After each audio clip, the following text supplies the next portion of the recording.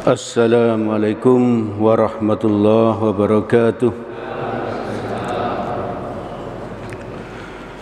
Alhamdulillahilladzi ahyana ba'dama amatana wa ilaihin nusyur. Asyhadu an la ilaha illallah wahdahu la syarikalah wa asyhadu anna Muhammadan abduhu wa rasuluh la nabiyya ba'dah. Allahumma salli ala Muhammad wa ala alihi wa ashabihi wa man tabi'ahum bi ihsanin ila yaumiddin. Jamaah salat maghrib Masjid Nurul Huda yang dirahmati oleh Allah, mari kita senantiasa terus bersyukur kepada Allah karena Allah telah memberikan nikmatnya yang sangat banyak kepada kita. Dua macam nikmat yang menurut Nabi manusia itu sering lalai, sering sulit untuk mensyukurinya, yaitu nikmat sehat dan nikmat waktu luang. Alhamdulillah, Allah memberikan kedua macam nikmat itu kepada kita, dan sekaligus Allah menolong kita sehingga kita bisa mensyukurinya dengan cara hadir ke masjid ini untuk sholat berjamaah dan untuk mendengarkan kajian-kajian yang diadakan di masjid ini. Semoga Allah terus menolong kita agar kita menjadi hambanya yang istiqomah taat kepadanya hingga kelak kita dicabut nyawa. Semoga dalam keadaan husnul khotimah. Amin amin ya rabbal alamin. Jemaah yang dirahmati oleh Allah, di dalam hadis riwayat Tirmizi nomor 2396 dari Anas bin Malik radhiyallahu an, Rasulullah sallallahu alaihi wasallam bersabda, "Wa innallaha idza ahabba qauman ibtalahum." Jika Allah mencintai suatu kaum, maka Allah akan memberikan cobaan kepada mereka. Itu berarti ibu bapak, saudara-saudara yang dirahmati oleh Allah, kalau kita itu sedang mendapatkan sesuatu yang tidak enak dari Allah, itu tandanya Allah sedang mencintai kita. Menurut hadis ini ya, menurut hadis ini. Lanjutan hadisnya, famar radiya falahur ridha. Barang siapa ridha, ikhlas menerima ujian dari Allah itu, maka Allah pun ridha. Allah akan ridha kepada kita. Kalau kita diuji sakit, kita tidak mengeluh, kita tetap ikhlas, kita tetap beribadah kepada Allah, maka Allah akan ridha kepada kita. Lalu lanjutan hadisnya, waman sakhita falahus sakhata. Dan barang siapa murka, tidak suka pada cobaan tersebut, maka baginya murkanya Allah. Jadi kalau kita itu diuji dan kita itu mengeluh saja, misalnya aja yang paling kecil yang kita sering mengeluh itu apa? Di saat musim hujan, kita sering mengeluh apa? Hujan lagi. Padahal hujan itu semuanya dari Allah. Semuanya dari Allah. Maka mari kita berusaha belajar agar kita tidak keluar dari mulut kita, dari hati kita, keluhan-keluhan terhadap apa yang ditakdirkan oleh Allah. Kita berusaha seikhlas mungkin, seikhlas mungkin. Ibu bapak, saudara-saudara yang dirahmati oleh Allah, makin berkualitas takwa seseorang itu, maka ujiannya makin berat ya. Ujiannya makin berat. Seperti angin itu, kalau semakin tinggi pohon, maka anginnya pasti semakin kencang. Jadi kalau kita ini hanya diuji dengan yang ecek-ecek gitu aja, sakit hanya flu dan seterusnya, tidak pernah diuji dengan yang berat-berat, itu berarti iman kita barangkali tidak terlalu hebat gitu. Jadi makin berkualitas takwa seseorang, makin berat ujiannya. Di hadis riwayat Tirmizi nomor 2398 dan Ibnu Majah nomor 4024, Nabi bersabda, Saya baca artinya karena cukup panjang. Seseorang akan diuji sesuai dengan kondisi agamanya. Ini harus kita ingat-ingat terus hadis ini, bahwa kita itu, ujian kepada kita itu sesuai kondisi agama kita. Apabila agamanya begitu kuat, kokoh, maka semakin berat pula ujiannya. Jadi menurut Nabi, ujian yang paling berat itu para nabi, lalu para ulama, lalu orang-orang yang aktif ke khusyuk, aktif ke masjid, dan seterusnya. Semakin kita itu tidak kuat iman kita, maka ujian yang kita terima semakin ringan. Lalu lanjutan hadisnya, apabila agamanya lemah, maka akan diuji sesuai dengan kualitas agamanya. Seorang hamba senantiasa akan mendapatkan cobaan hingga dia bersih dari dosa. Jadi ini kita diuji oleh Allah itu maksudnya apa? Agar kita itu nanti kalau menghadap kepada Allah sudah bersih dari dosa-dosa. Diberi sakit, kalau kita ikhlas berarti sebagian dosa kita diambil oleh Allah. Kalau kita diuji dengan kesulitan ekonomi dan kita ikhlas, maka sebagian dosa kita diambil oleh Allah. Terus seperti itu, Allah berharap, Allah menginginkan kita itu begitu dicabut nyawa, kita itu bersih dari dosa-dosa, sehingga kita itu langsung surga tanpa siksa kubur, tidak mengalami hisab yang berat di padang mahsyar, dan langsung surga. Kita inginnya itu langsung surga ya. Jangan pernah ada pikiran masuk neraka sebentar, enggak apa-apa, sebentar aja ya. Kita masuk neraka sebentar itu, coba kita ingat, neraka yang paling ringan itu seperti yang dialami oleh paman Nabi Abu Thalib, yaitu menginjak bara api neraka. Itu yang paling ringan ya. Menginjak bara api neraka yang menurut Nabi panasnya sampai ke ubun-ubun, sampai ke ubun-ubun.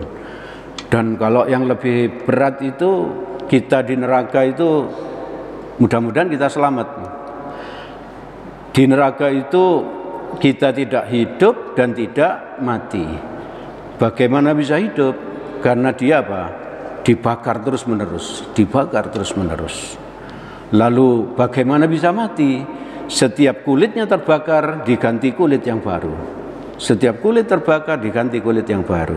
Maka salah satu caranya Allah untuk membebaskan kita dari siksa seperti itu adalah dengan memberi ujian kepada kita.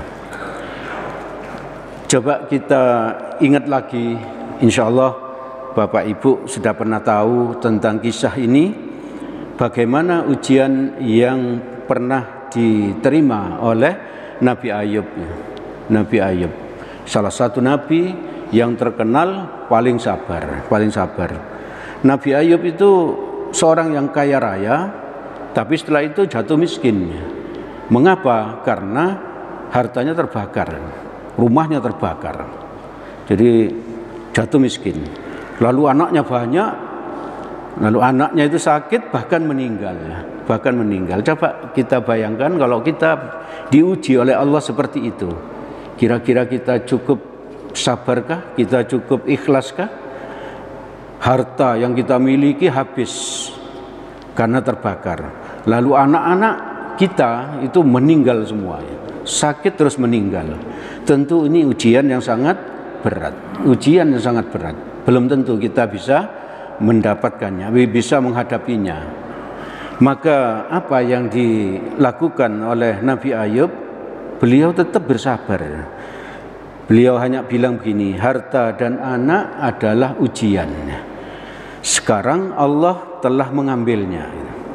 Jadi Nabi Ayub bilang harta, anak-anak itu semuanya ujian, titipan dari Allah juga.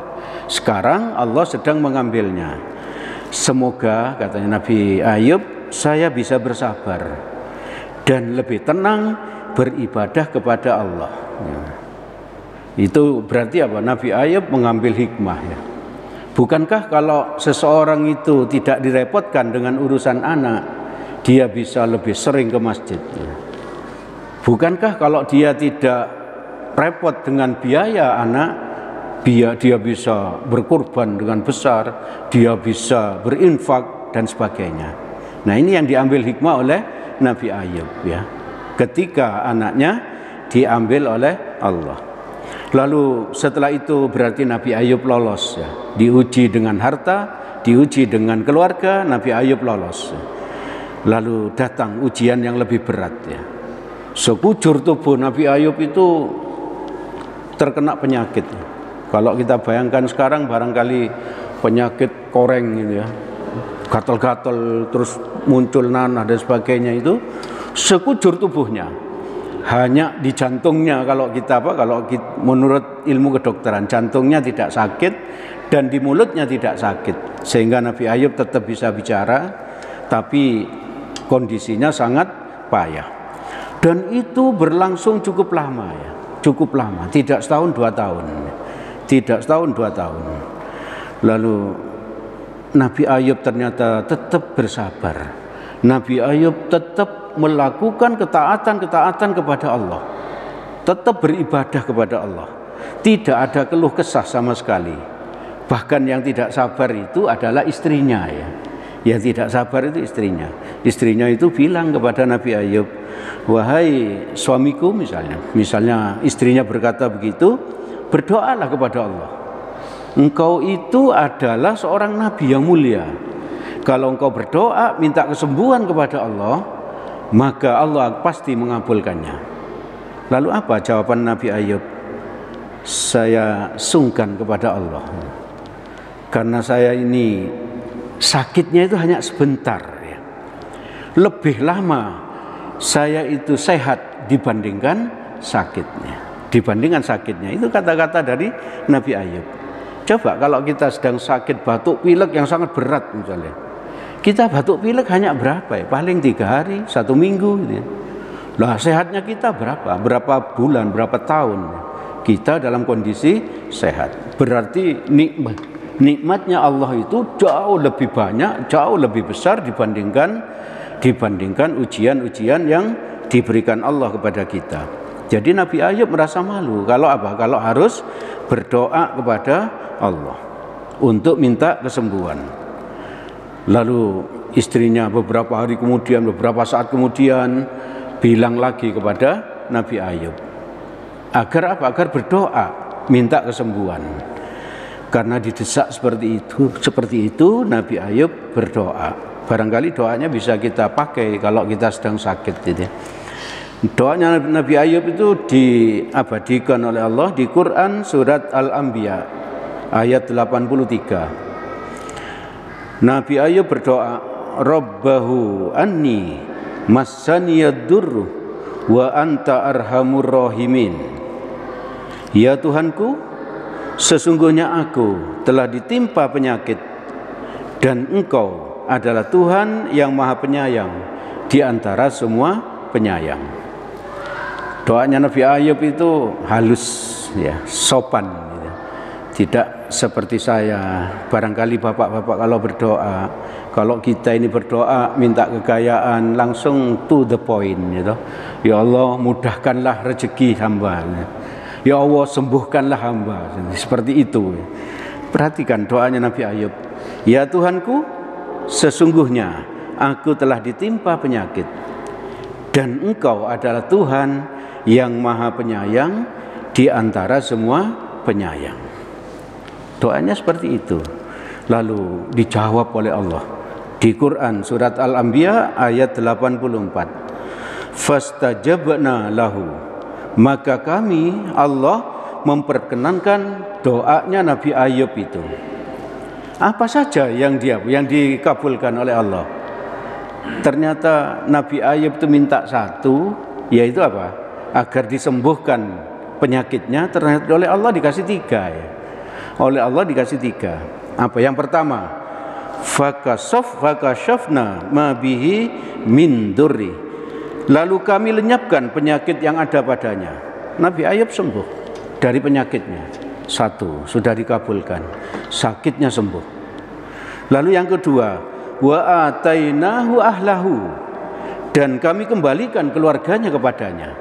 Sebagian keluarganya karena tidak tega melihat Nabi Ayub sakit, atau bahkan ada yang jijik karena banyak nanah gitu, meninggalkan Nabi Daud. Maka setelah itu oleh Allah dikembalikan lagi keluarganya itu. Sudah 2. Padahal yang ini tidak diminta oleh Nabi Ayub tadi.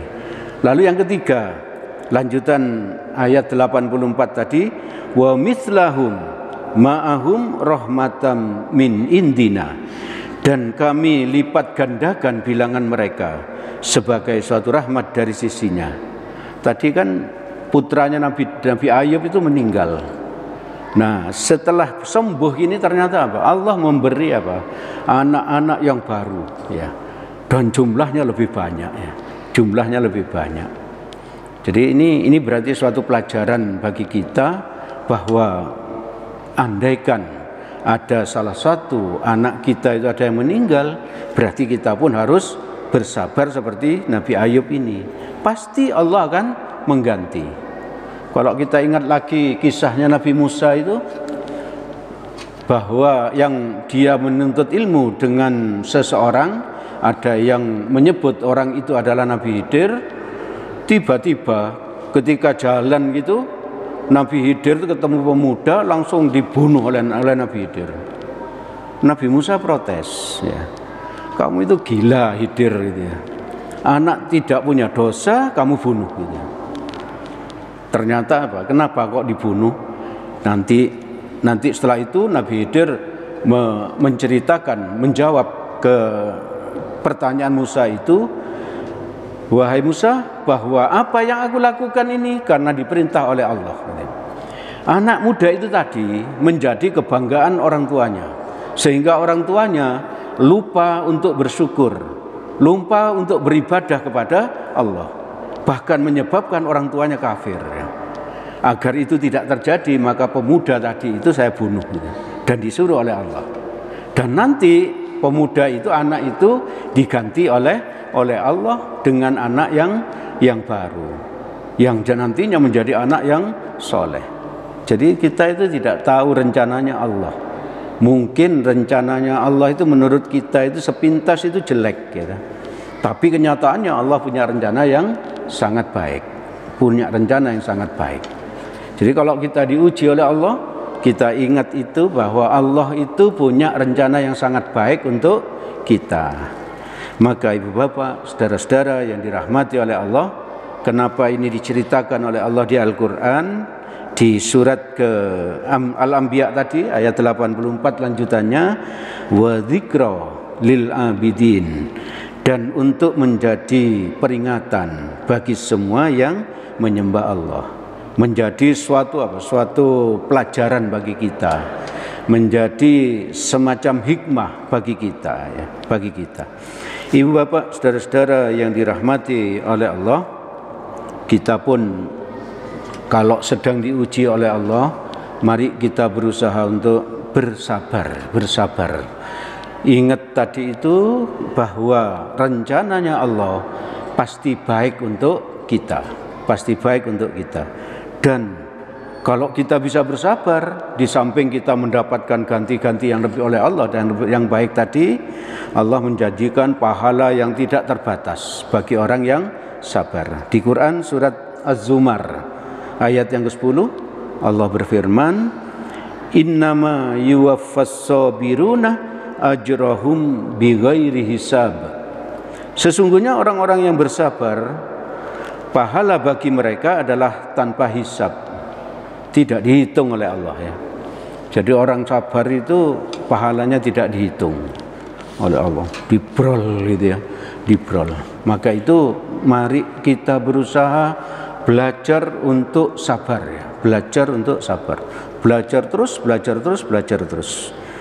Lalu kenapa kita harus berusaha sabar? Bahwa ujian dari Allah itu tidak mungkin melebihi batas kemampuan kita.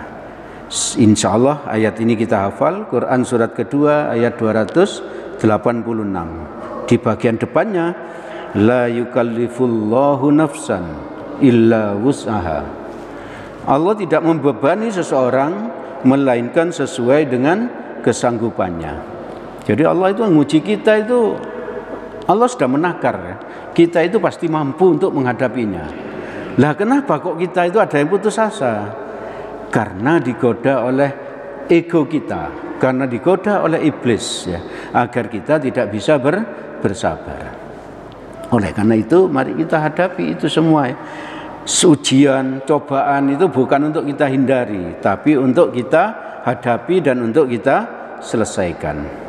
Ibu bapak, saudara-saudara yang dirahmati oleh Allah, nanti kalau kita menghadapi ujian, baik sekali bagi kita kalau kita berdoa lanjutan Quran surat kedua ayat 286 tadi. Nanti bisa dilihat di rumah ya. Quran surat kedua ayat 286 itu untuk doa kita agar kita ditolong oleh Allah di dalam menghadapi ujian-ujian Allah. Ibu bapak, saudara-saudara yang dirahmati oleh Allah, itu yang bisa kami sampaikan pada kesempatan malam ini. Segala yang baik dan benar semuanya berasal dari Allah Subhanahu wa ta'ala. Semoga ada manfaatnya bagi kita.